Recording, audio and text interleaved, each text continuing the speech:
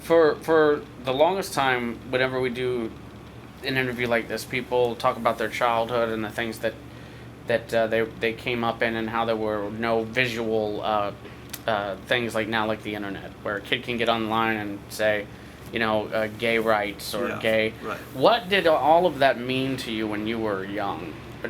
Was it something that was even in your mind, or how did you feel when you heard about Stonewall, all that kind of stuff? Well, I was pretty old when I heard about Stonewall. I was 17.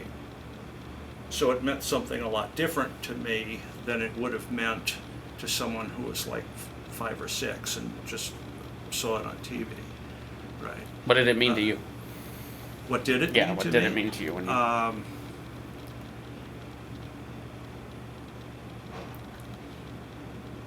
It meant to me that we could do the same kinds of things that the Panthers were doing. The Panthers being the Panthers, or... The Panthers being the Black Panther Party. Okay. Who started just across the bay in Oakland.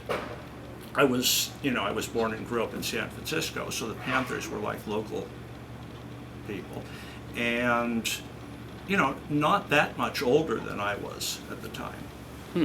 Huey Newton and Bobby Seale were only like 8 to 10 years older than me. And so what's the association there with the Panthers and the gay community? Well, in our heads at the time, let's backtrack for a minute, because there had been ongoing organizing in the gay community, mainly among gay white men, for a long time. But it had been, in some ways, very quiet and very polite organizing, and it mainly took the form of folks going and lobbying public officials to get them to not send the cops to raid bars, right? Or to not publish the names of people that they arrested in the bars in newspapers so that they subsequently lost their jobs. Stonewall changed all that. Okay. Because? Because it was not middle-class white men that were rioting. It was homeless, right? It was a lot of homeless folks. It was Puerto Ricans. It was transgender folks, And the riots went on for like 3 days, right? Almost a week. Wow.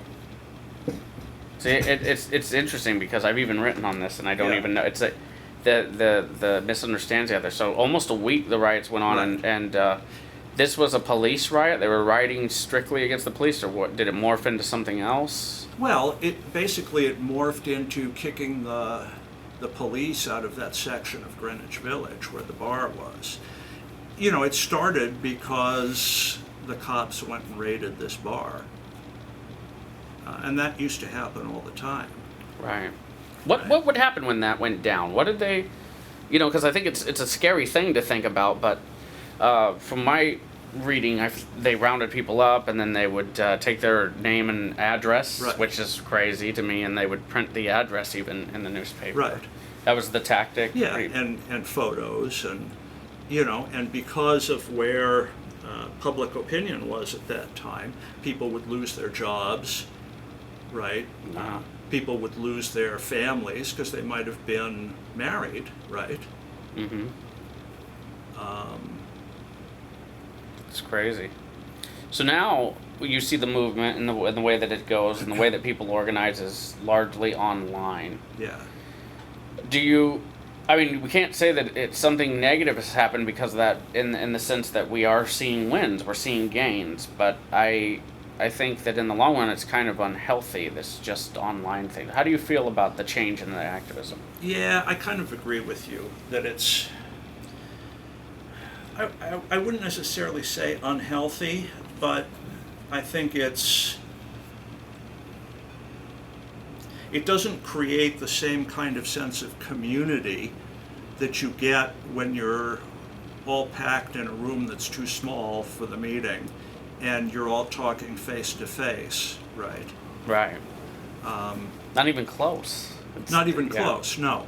And I think, at least in the labor movement, people don't necessarily buy that kind of organizing, because a lot of what we would do is we would go into workplaces and talk to people that work there, or find out where they go after work, what bar they hang out in, and go talk to them face to face, or even, visit folks at home. I mean, there's something that is not really done much. I mean, that people are, again, it's just all this online stuff. When you say that you went to, excuse me, when you went to go and go to bars, you keep saying, how prevalent are the bars in the gay community? How much organizing really goes on there? Well, in the old days, everything used to go on there. It's a pretty good statement. So, when you went to organize back then, was it just kind of like, oh, here are these political people, why don't they, or was everybody more involved? How was the climate? Because now people get pissed. Yeah. You talk about political things, they just want to forget. Yeah. Well, you have to remember that the climate was much different then. I mean, here in Seattle in, 2014, almost 2015, it's kind of like queer paradise for a lot of people, right? Yeah. Because people move here from their little towns in eastern Washington or Idaho or Montana, and they find that, yes, there's hate crimes, and yes, your job might suck, but you can walk down the street holding hands with your boyfriend, and chances are someone will not beat you up. Which is huge. Right. I mean, it's a big... The mayor is gay. Right. Right. There's a gay man and a lesbian on the city council. There are gay and lesbian members of the legislature. Mm-hmm. Right. And so, over the years, did you ever think that you would see a black president? No, actually. In 2000, when did he start running for president? 2006? Yeah. I thought it was a possibility, but not before then. Wow. And now... I still don't think that a Jewish president is likely. Yeah. I mean, people were talking about Mitt Romney. I think he lost for many other reasons, but that one of his biggest burdens was his religion. That there's certain religions that are sort of accepted into power here, and then others that it's like, don't even try. It's kind of crazy.